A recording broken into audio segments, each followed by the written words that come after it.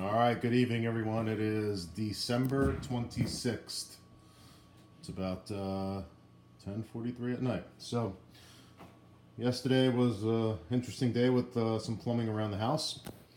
Started out, we had the toilet tank leaking, which led to changing out the tank nuts.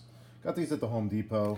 Doesn't look like Home Depot sells brass tank nuts anymore. These are brass coated or whatever the hell they are. So turned out the nuts that I had on the Toto toilet were still good. However, the rubber washers were eaten up. Swapped them out. Then we had a little bit of a clog in the toilet, the tub, the whole line there, and snaked that out, no problem. So kind of interesting day with the plumbing. Bought this Zeb Drain Care. This is basically kind of to help remove sludge buildup in pipes that you have. It says it eats up paper and stuff like that. So we'll try to run this through their, I guess it's got enzyme treatment. This other one here, this is a pretty good product, Root Killer by Robic. Foaming root killer. I put that through the main drain line, and it works pretty good. I guess it foams up. Put it in there overnight, let it foam up, and kills out the roots. And well, behold, it does work. I guess ever since I put that in there, we haven't really had any stoppages in the main line. So today was really a project where I had a couple things that I wanted to do, and putting in those tank bolts and draining or kind of snaking out the line was not part of what I wanted to do. What I wanted to do was repair these copper pipes that I have mortar on, or cement.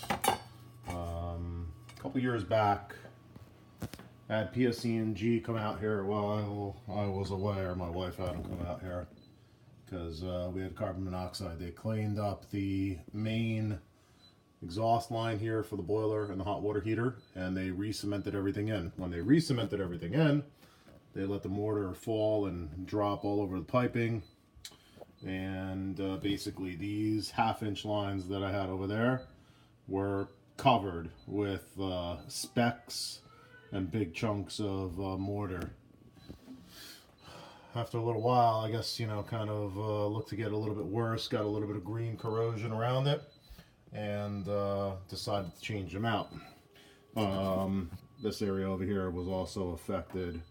I was able to kind of do the copper here. Had a little bit of hard time. So basically what happened here, these joints, no problem, didn't have any water or anything like that. Nice joint there, right? Halfway decent joint there. Decent joint on that elbow there.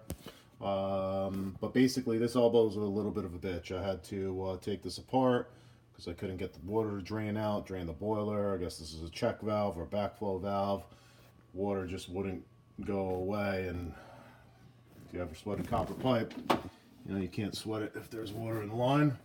These were an absolute bitch. I basically piped it all in with copper, went to go sweat it, and there was still water in the line. I had all the drains open, my wife closed them.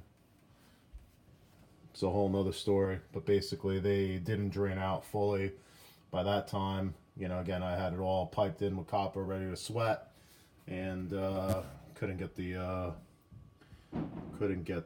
actual solder to flow. There was still water in the lines and a lot of it. So what I did was I ran out to Home Depot and I got these.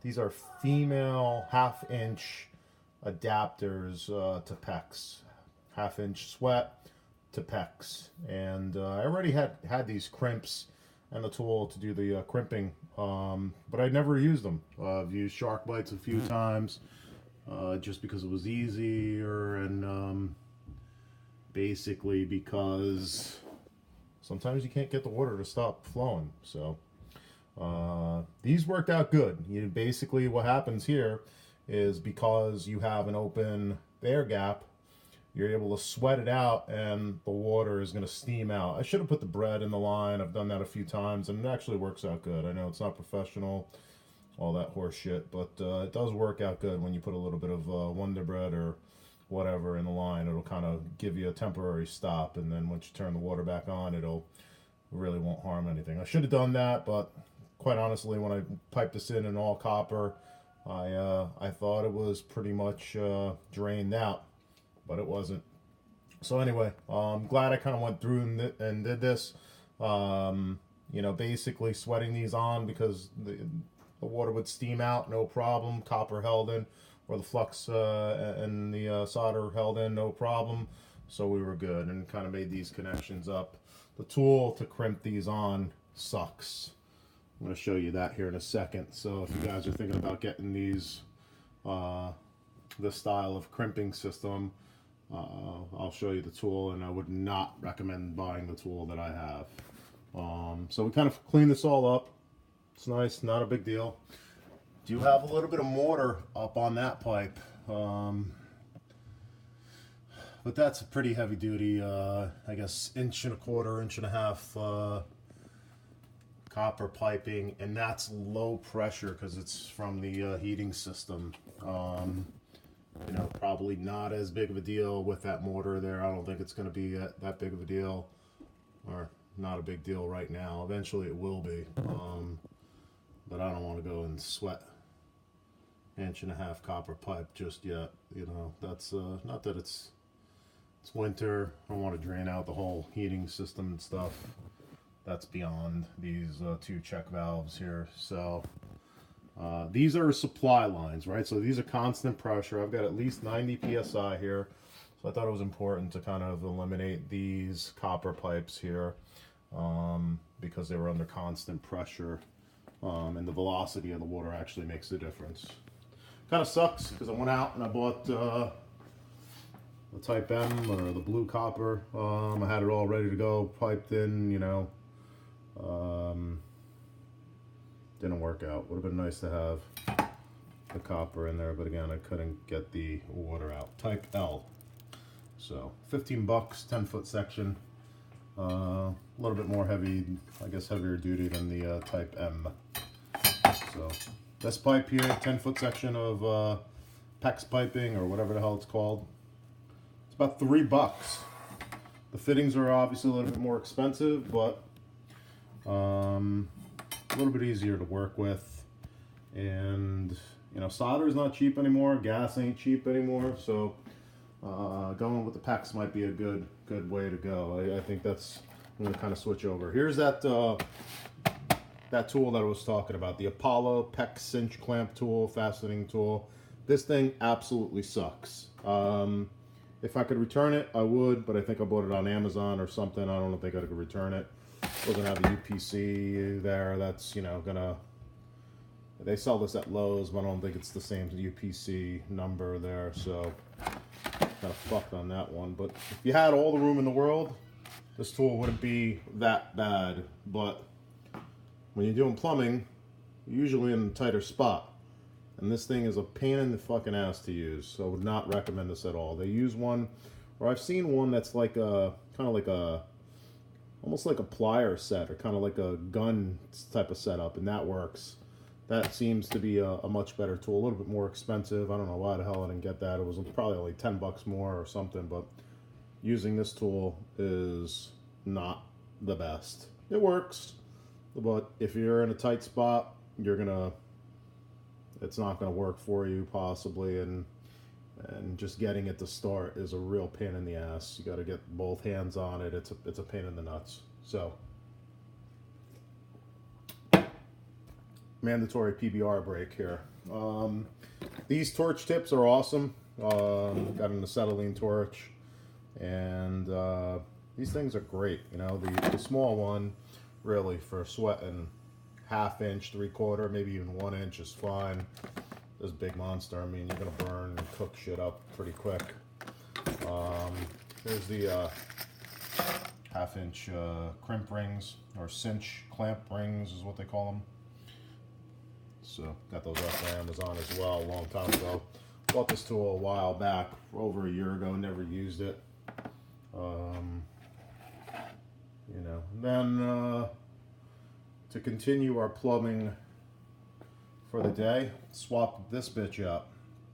This is a Odie washing machine, single handle shut-off valve, and the shut-off valve rotted here in this handle. And basically what would happen was if when you went to go shut it off, it would actually start leaking. I'd have to spray silicone into that. It would stop. I guess today, where I opened and closed the valve a couple times to try to drain the water out of these lines, it basically lived its last day. So went over to Blackman Plumbing Supply and picked up a Watts version of this shut-off valve, washing machine shut-off valve. So a little expensive. I guess it was 44 bucks over there, but they had it. I needed it. I bought it, and that worked out all right. This stuff here, so basically if you've got one of these, really easy to change. You know, this is kind of shut-off valve, bingo bango, and really you take these two nuts out, this pops up. There's two O-rings on each side that make the seal, and that's that. And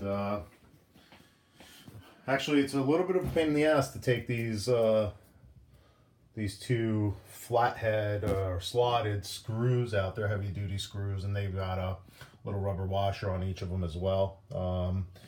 So, I mean, you know, try to use like an end of a screwdriver to get in there with my channel lock to try to open that up. And then I found possibly the perfect tool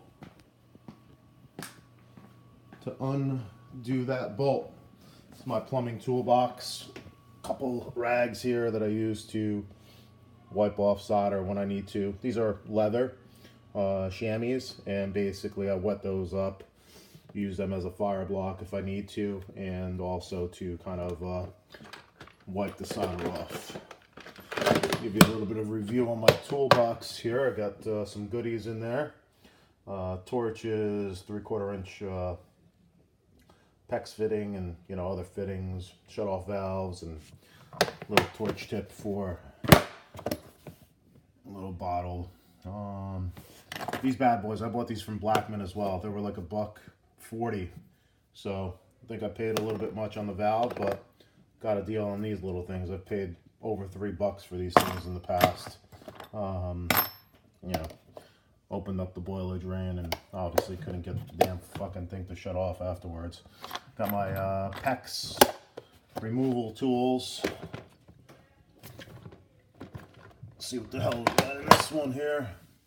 More supplies, more PEX fittings. Always good to have PEX fittings.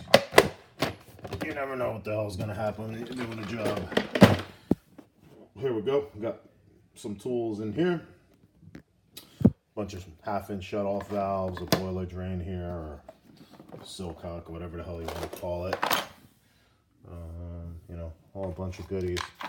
This 1/2 inch or this washer, this flat washer, worked as a great tool to actually remove those bolts.